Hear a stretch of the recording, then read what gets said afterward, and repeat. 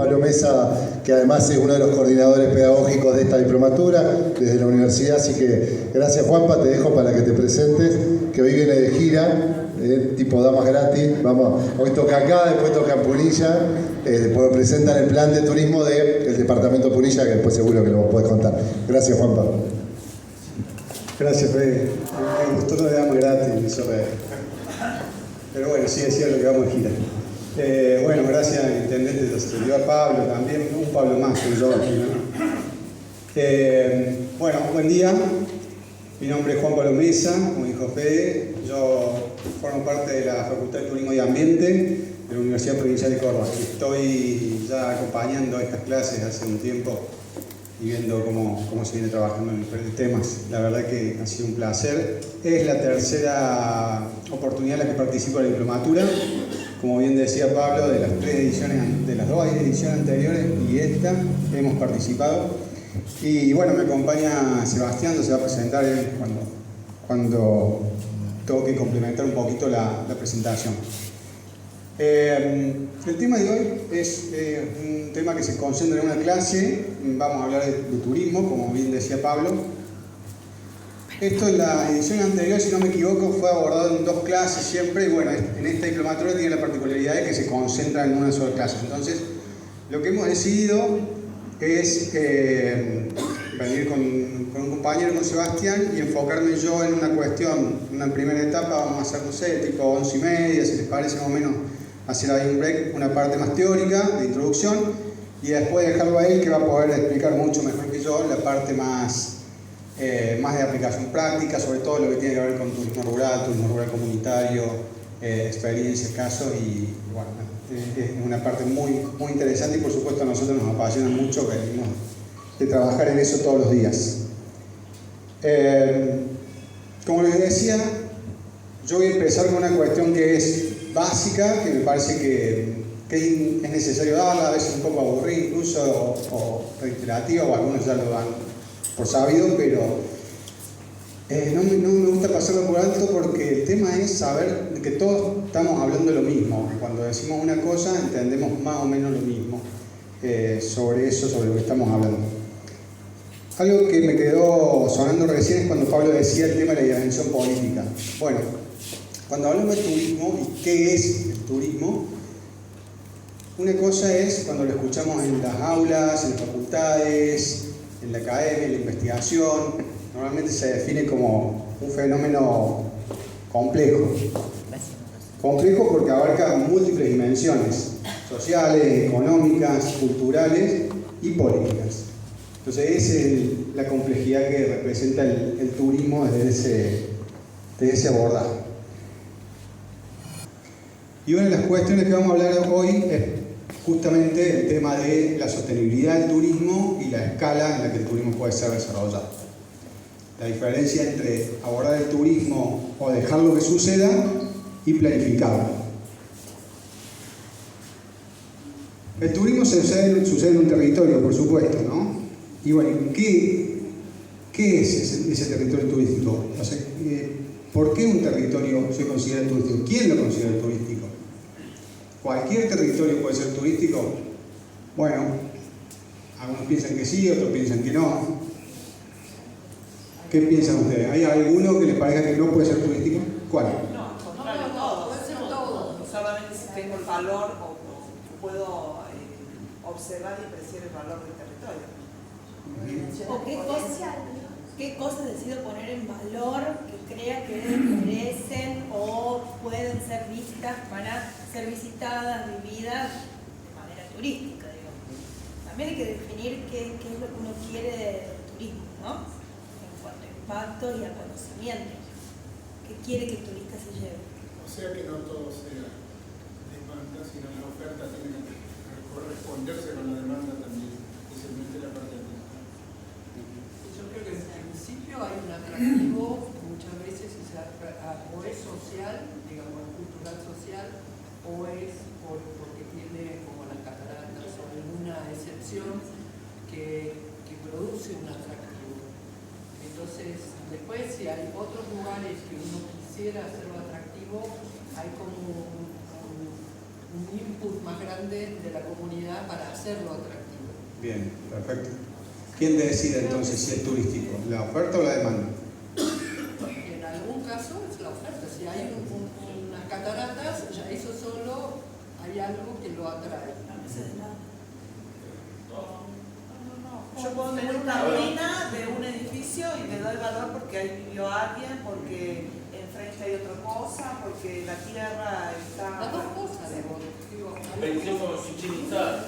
Chichén Itzá era nada, era selva, hasta que lo controlaron la selva, restauraron, generaron los accesos y ahí recién pudo ser lo que hoy, o sea, si va a la Ribera Maya y decir, no fuiste a Chichén Itzá, no fuiste. En definitiva, todo territorio puede ser, todo territorio susceptible tiene potencial de ser turístico, pero tiene que haber una planificación previa y, digamos, una contención de ambos lados, de la gente que quiera y de lo que uno quiera realizar. Claro, en definitiva es eso. Todo lo que bien dice ahí, todo territorio es susceptible de ser turístico por el atributo de la oferta o porque la demanda se activa y lo pone en valor. El tema es si sucede y se deja suceder o se planifica y se aborda de una forma específica dentro del territorio. Porque el tema es el sol y playa, la montaña y el río, son lugares que de por sí por sus atributos atraen demanda. Y después, a medida que uno va más hacia el interior en general, en cualquier territorio, ya esa activación, ya esa puesta en valor empieza a demandar un trabajo distinto, ¿no? Pero y ahí empezamos a hablar de las escalas también. Esa escala, baja escala, media escala, alta escala, es una cuestión relativa y que también hoy puede serlo y mañana puede cambiar. La cuestión de la conectividad, la accesibilidad, son cuestiones que van cambiando permanentemente. Entonces un territorio que no era accesible de repente pasa a estar conectado. Sí. Sí, yo creo que hoy ya tenemos ejemplos donde el mismo turismo arruinó un lugar turístico.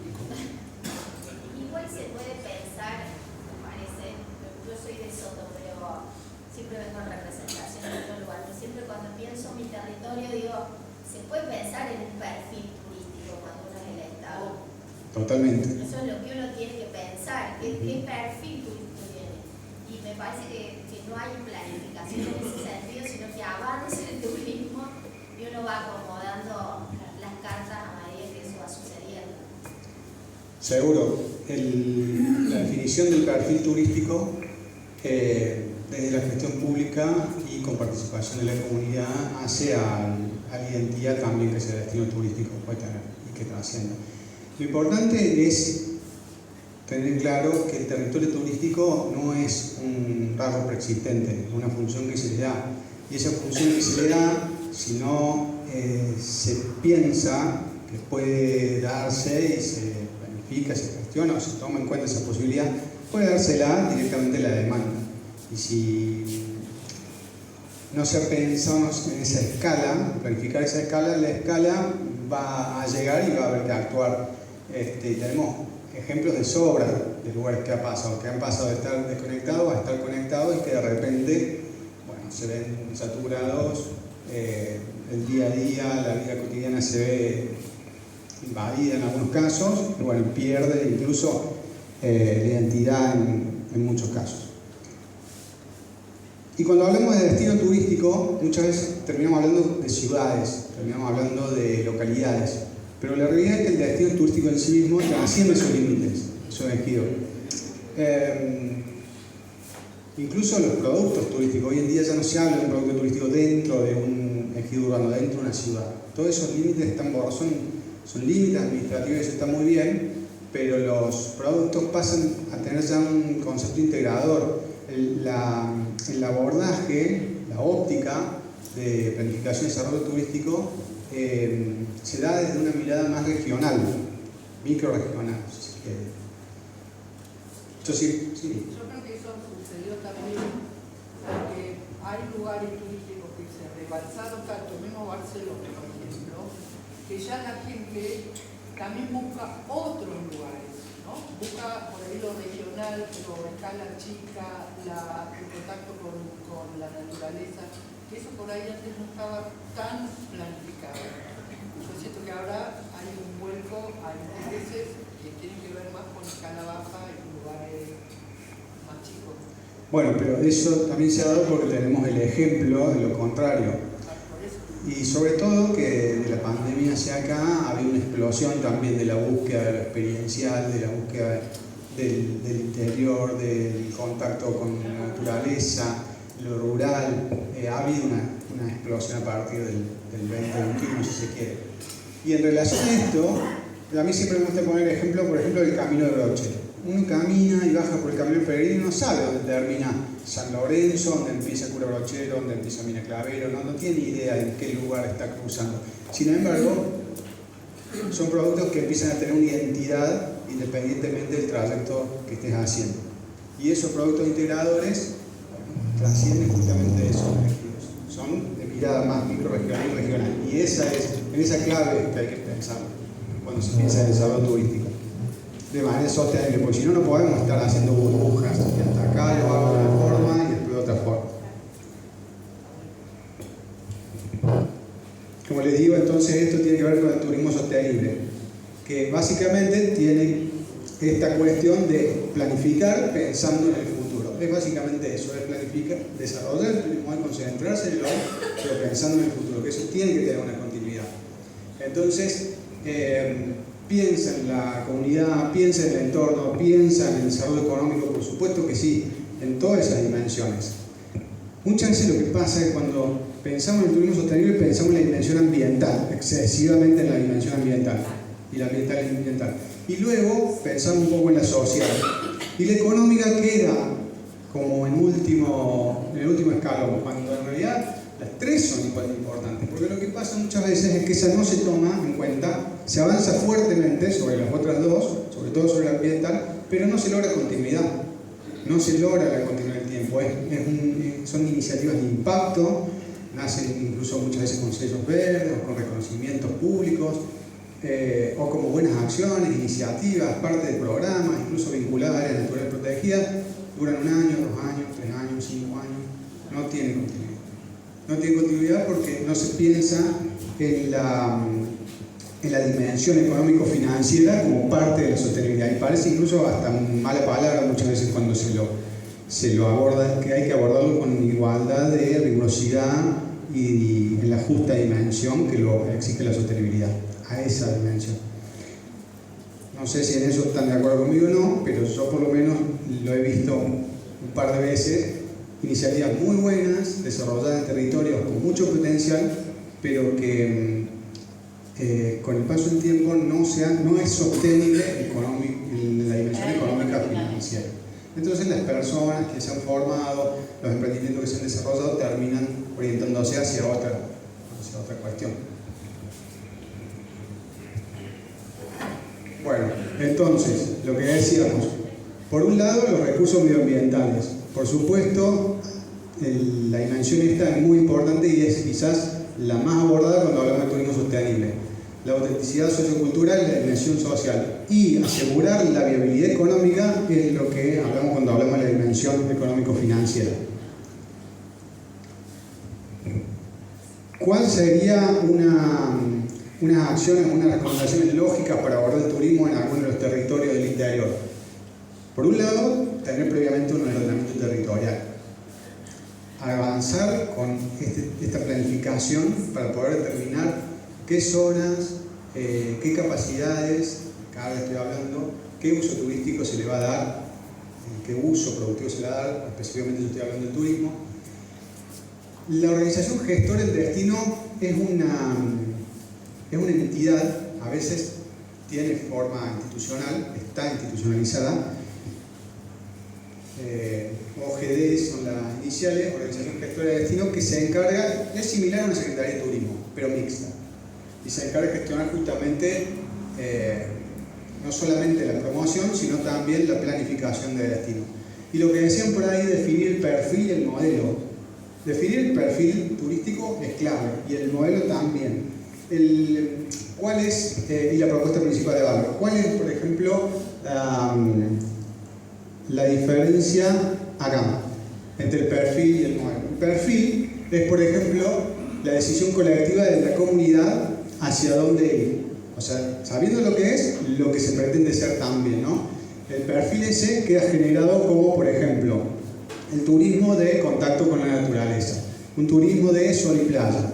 Bueno, el perfil lo se establece en el destino y luego el modelo es masivo, se puede dar en cualquier lugar del mundo, pero el perfil es auténtico y es de cada lugar.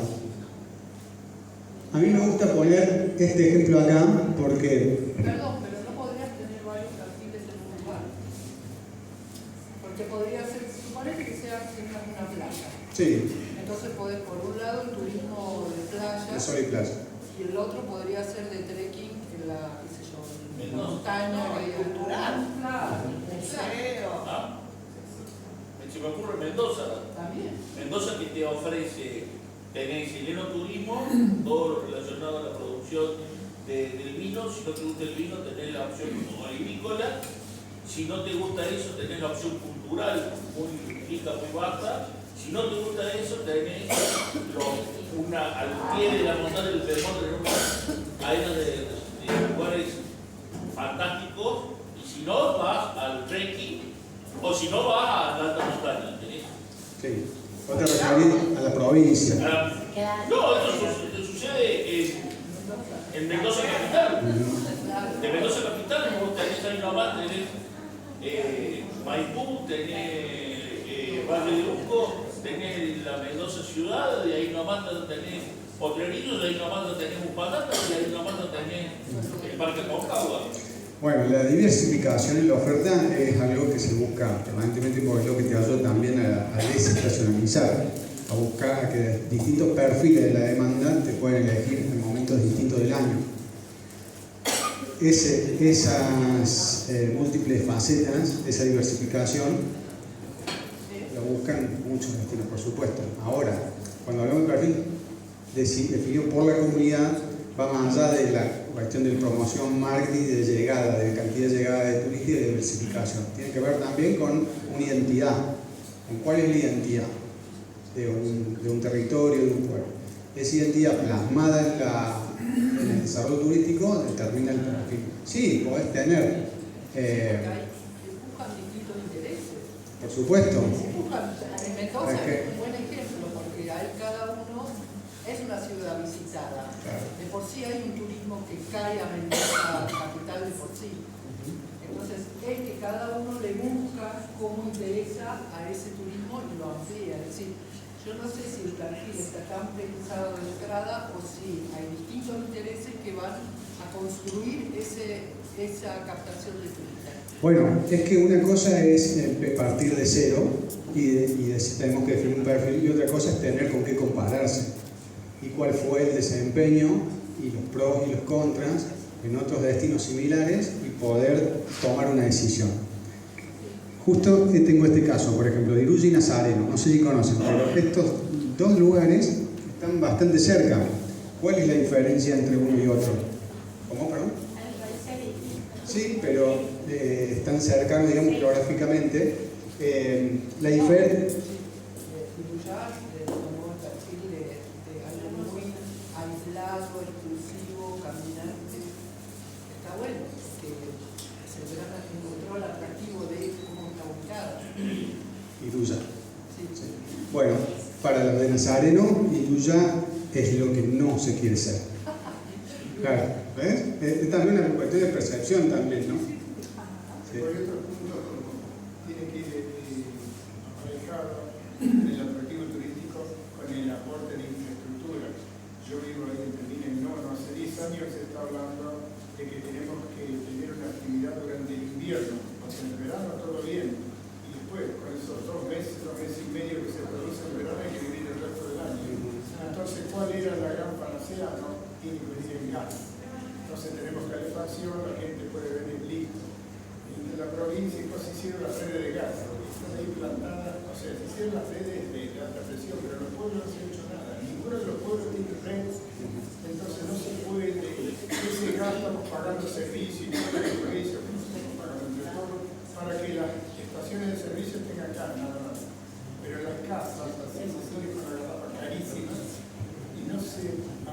aumenta la comodidad y no se baja el precio de los accesos a los destinos turísticos. Habría actividades, pero la parte cultural está bastante desarrollada. No está muy bien. Pero es muy claro para el invierno y no se apunta, no se desarrolla todavía eso. Bueno, eso impacta en la competitividad turística. O sea, cuando vos tenés unos costos más altos porque dependés de otra fuente de energía, porque tenés las redes pero no tenés desarrolladas las conexiones domiciliarias, y bueno, sí, te limita el periodo de tiempo en el que podés abrir. Pero igual si las tuvieras, tenés que generar complementos para la oferta que ya tenés para fuera de la temporada, porque si están acostumbrados a trabajar 2 meses, 3 meses con un perfil que busca el verano, trabajar después el resto del año, se tienen que producir empezar a producir los encadenamientos productivos que es el hotel abre, pero también abre el bar, también abre el restaurante, y aparte de eso, para la oferta de invierno, ¿qué hay de adentro? Porque al río no va a ir. Entonces, ¿cuál es la oferta complementaria que va a tener para quedarse 2, 3, 4, 5 noches? ¿Cuánto va a ser? Por supuesto, pero todo eso hay que irlo planificando.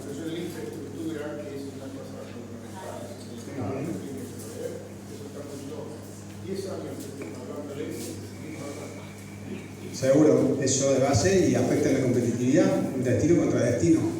Pero incluso dentro del mismo valle, uno va para Calamuchita y tenés Villa Margarita de Santa Rosa. Santa Rosa no tiene la red de gas, como decís vos, pero no tiene las conexiones domiciliarias tampoco, y trabajan con los CEPE, igual que pasa en Torre Sierra, en gran parte de Torre Sierra. No, igual a mí me parece que es interesante lo que planteas de Jay Nazareno, porque lo que se tuvo en cuenta, por lo que veo ahí, es la percepción de la misma comunidad, de qué quería hacer con su perfil turístico. Eso me parece que también es lo importante, que el Estado tiene que tener en cuenta y ver cómo maneja eso, ¿no? En uno tenemos el ejemplo de la ecotasa, que ahí lo pones, que me parece también una buena idea. Si el perfil de esa comunidad es ese, está buenísimo que lo puedan llevar a cabo de esa manera. Y el otro tenés una inversión provincial de una plaza turística hotelera, digamos, que es otra oferta y es otra forma de ver, pero que se tuvo en cuenta a través de un referéndum a la comunidad, ¿no? Que eso me parece que es básico también, empezar a dialogar estos diálogos que tenemos que tener con las comunidades, porque no puede ser el Estado solo o los políticos estén gestionando en ese momento los que tomen esas decisiones. Claro, totalmente. Acá les cuento cómo es la historia esta. Bueno, es como decidir con el diario el lunes, porque en realidad lo que sí tenía Nazareno era el ejemplo de Iruya. Ahora, si es buena la ecotasa, no es buena la ecotasa, bueno, es todo un tema también en sí mismo. La realidad, ¿cuál es?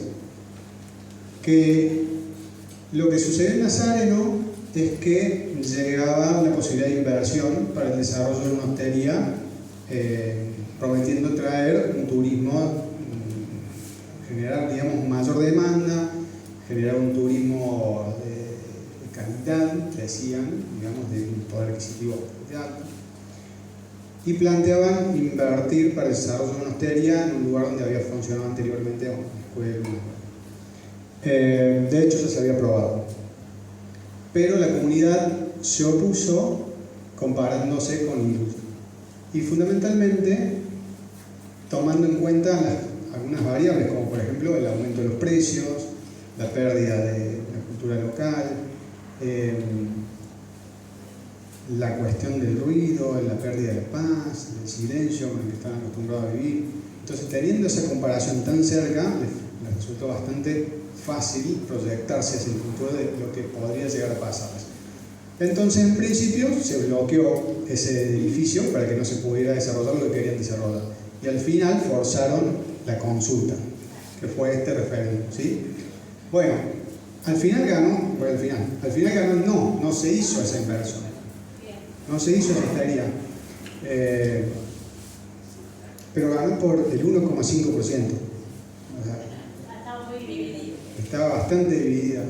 la comunidad. Y estas cosas suceden, y es la realidad, es muy difícil ponerse de acuerdo para desarrollar una cosa u otra, porque prometía bastante trabajo esta inversión para el lugar. Y los que defendían esta parte, esta visión, justamente argumentaban eso. Pero la otra parte defendía la calidad de vida, el bienestar que tenían, así como lo tenían, y que eso es lo que no querían perder. Ese era su límite, su línea roja. Bueno, al final se dividió la suya, pero ganó. No. Bueno, y en relación a la ecotasa, en una medida, en realidad intentando obtener algún retorno para poder reinvertir en la sostenibilidad del turismo. Lo que pasa es que estos instrumentos a veces terminan siendo meramente recaudatorios, o sea, claro. Decía Pablo, la urgencia hace que echen mano va de la renta general y no a tasa que debería ser al último peso, no por 1999, los 5.000 deberían ir a lo que la finalidad que está prevista. Claro, y aparte, ¿cuál es la finalidad?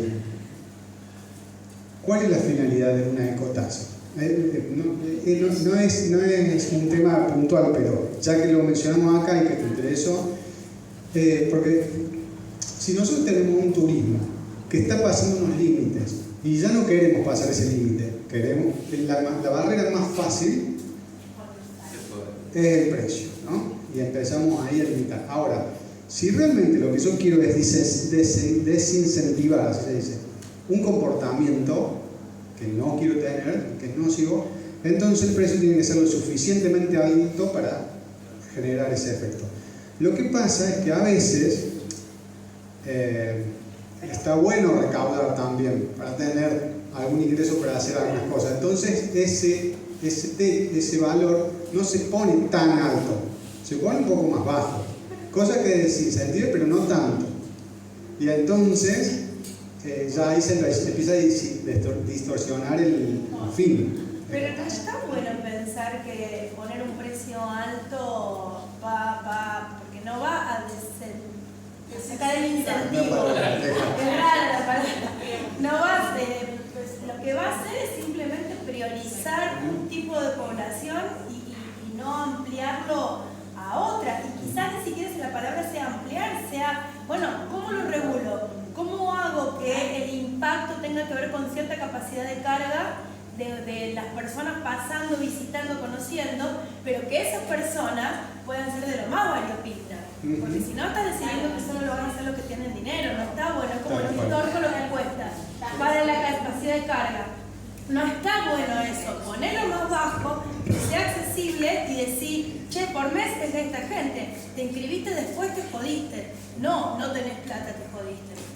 Bueno. Para mí el secreto está en la construcción de diálogo y de consenso, o sea, porque ahí los ejemplos que vos diste era sí o no, o sea, no había cuestiones intermedias, grises, cosas que se puedan dialogar, consenso a lo que se pueda llegar, negociaciones, entonces son propuestas de negativo, positivo y nada más. Claro, ¿cómo es que no es fácil? ¿Cómo se determina entonces esa escala?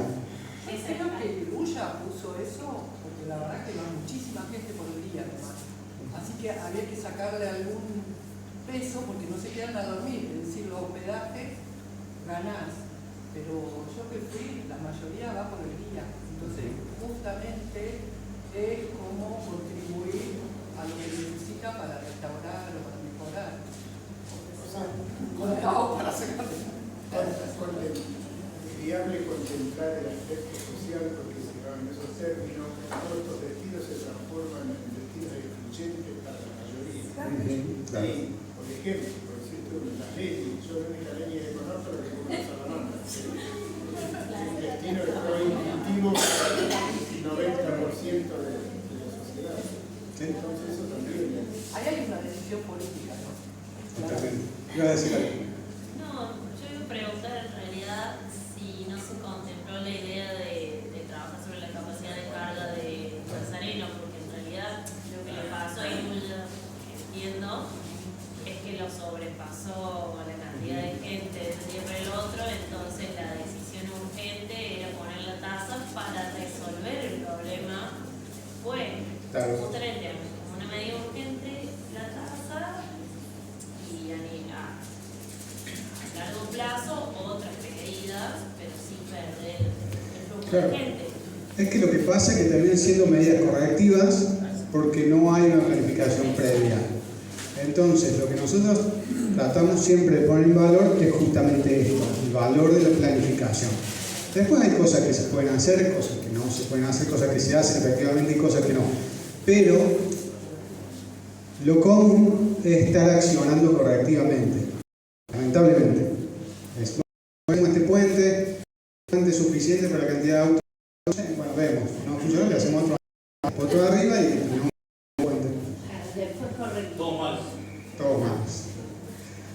Pero bueno, en cualquier caso, a lo que voy es a esto. Cuando ya empezamos a hablar de la escala, de la capacidad, ahí ya empezamos a hablar de esto, de la escala. En cualquier caso, todo lo que estamos viendo. Hay algunos criterios que son comunes y que son de sostenibilidad y son globales. La gobernanza local, que se mencionó, el retorno socioeconómico, perdiéndole el miedo a hablar de la cuestión económico-financiera, y la conservación activa, que es prevenir el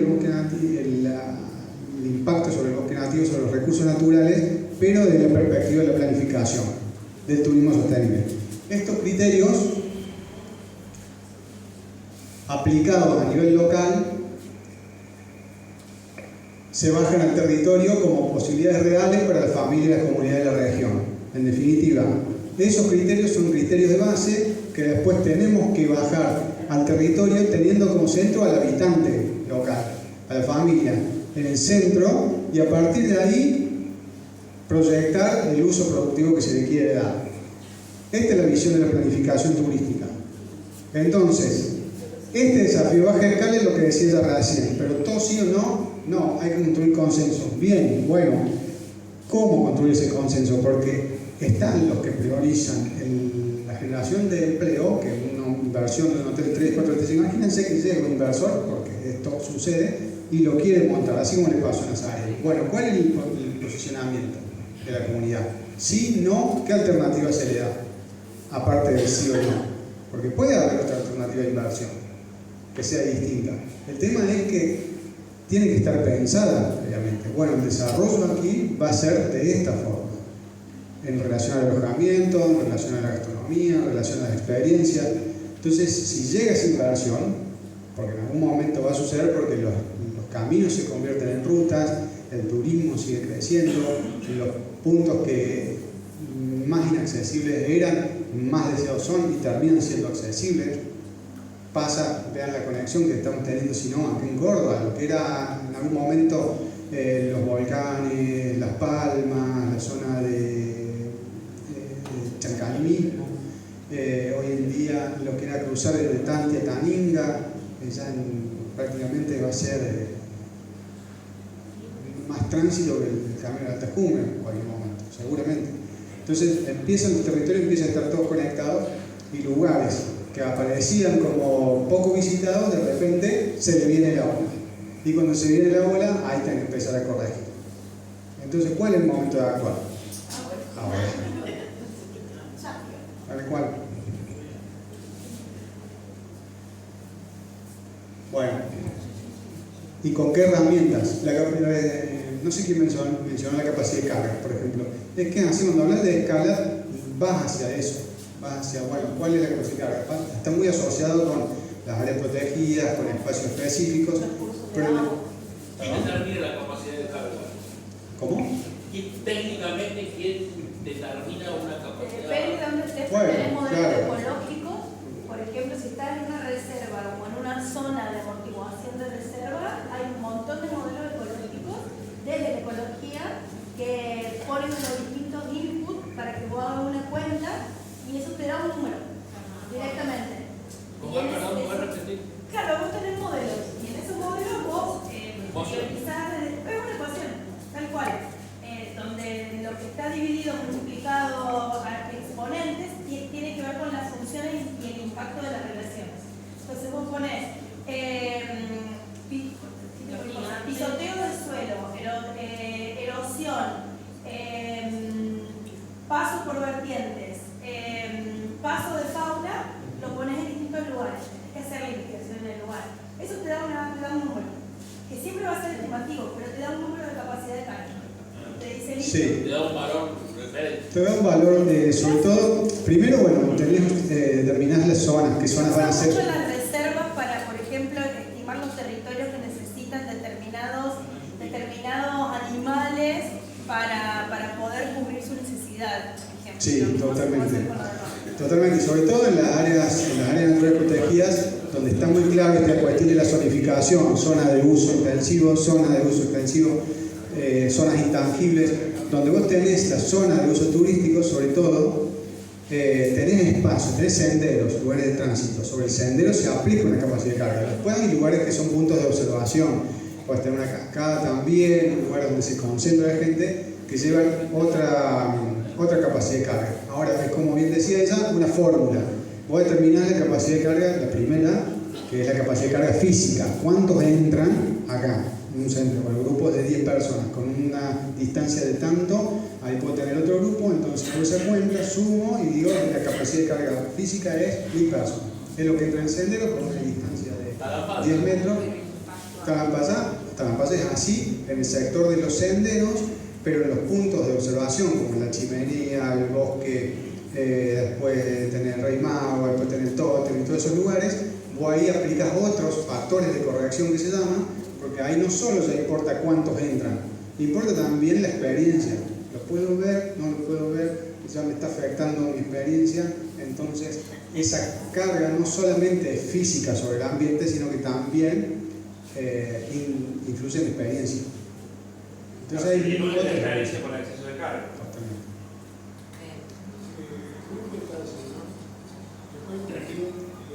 parece prácticamente el choque entre lo público y lo privado. Hay lugares muy lindos, por ejemplo, Champarí. Todo privado, tenés que pasar, tenés tasas privadas, y el control lo hace la provincia tiene una sola persona para controlar 40 kilómetros. Entonces, yo te digo, también como prestador de turismo alternativo, que hay días que tenés 300 personas arriba y días que tenés 20. Sí. Bueno, la capacidad de carga de esos lugares creo que hay que mantenerla constantemente vigilada para que sigan funcionando, pero que recién sean sostenibles y sustentables también, ¿no? Pero le tiene que servir al propietario del campo, pero a veces lo que le importa al propietario del campo es cuántos pasaron por ahí, cuántos le cargan, no. Bueno, la fiscalización sin duda que es importante para poder asegurar cómo está desempeñándose ese cumplimiento de capacidad de carga. Puede ser para la base es fácil, porque voy a tener una capacidad de carga de 1200 personas por día en el parque, el guardaparque llega, ve cuánto se cortaron de ticket y sabe cuántos hay adentro. Entra al sistema de la empresa que hace la excursión en las camionetitas y te lleva los puntos y sabe, fiscalizando una vez al día, sabe más o menos cuánta gente hay. Ahora, vos te vas al Champaquí, así voy, tenés 5 municipios que son puertas de entrada, y cuando te suben por acá, te suben por allá, hay un colador y no sabes por dónde están entrando. Es difícil, obviamente, salvo que estés allá en los refugios, controlando un poco la zona, digamos, de mayor uso. Están arriba. Sí. Te quería hacer una consulta. ¿Quién acredita la capacidad de carga? Porque, digamos, se pueden operar, se está explicado que es una fórmula que tiene variables que se ajustan, que se van haciendo ponderaciones y acreditaciones. Sí. Pero ¿quién al final que fiscaliza y el que tiene las acreditaciones para que eso se designe como cierto? Bueno, hay indicadores que hay que establecer, y acá, por ejemplo, en Córdoba, si estamos hablando de áreas naturales, en el caso, por ejemplo, de la Reserva de Achagua, donde está el Champaquí, la Secretaría de Ambiente es la que con sus técnicos determina qué capacidad de carga tiene esos senderos, aplica esa fórmula que estábamos hablando, y es un poco más complejo que la cantidad de personas que entran. Bueno, cuántas veces factores como la lluvia, factores como la erosión del suelo, factores como la capacidad de manejo, que es cuánto personal, que es lo que dijo él recién, cuánto personal efectivamente hay que pueda gestionar el área. Claro, lo pregunto en función de que como para todo hay intereses que se friccionan, ¿no? Digamos, y de cada uno en su perspectiva va a ser una valoración subjetiva de acuerdo a esos intereses. Bueno, esto trata de ser lo más objetivo posible. No es una herramienta perfecta, dicho incluso por los mismos guardaparques, si se quiere, que son las que lo utilizan con mayor recurrencia en la área protegida, porque está lleno de asteriscos, porque pasan cosas. Llega gente, de repente hay una competencia, ahora que hay competencia deportiva en áreas naturales por todos lados, por ahí también hay excepciones, como te digo, hay asteriscos por todos lados, pero la única herramienta que está validada científicamente y se ha mantenido durante mucho tiempo. Entonces, al final de cuentas, es una herramienta. Sí, no tendría que ser tan laxa como para tomar la capacidad física, es decir, entran 10.000 personas, yo le pongo una al lado de otra y entran en esto. Esa es mi capacidad de carga. ¿Por qué? Porque hay más. Pero tampoco aplicarle tanto factor de corrección como para pasar de 10.000 a 2, porque tengo una sola persona que puede atender, entonces paso a 2. En el medio hay todo un abanico. Bueno, eso es lo que hay que construir. Esos consensos es lo que hay que construir. Y la jerarquía de la jerarquía, ¿cuál es la que finalmente define y la que se establece como norma? No sé si aplica la palabra norma, pero... ¿Vos decís organismo que valida esa herramienta? Sí, parece claro, que está bien hecha, que está... Claro. Bueno, en el caso de la área natural protegida es ambiente, en el caso de la provincia, como te digo, los técnicos establecen un plan de uso público para esa área y en el plan de uso público se utiliza esta herramienta, la capacidad de carga, para las áreas que tienen uso turístico y esas herramientas están validadas por biólogos, por técnicos que trabajan. ¿Y esa no la podrían validar en el ordenamiento territorial? Claro, por supuesto, con el asesoramiento técnico Parece idóneo. que eso sería lo más lógico. Es que sí. Después, en áreas privadas, la capacidad de carga la determina uno. Uno va,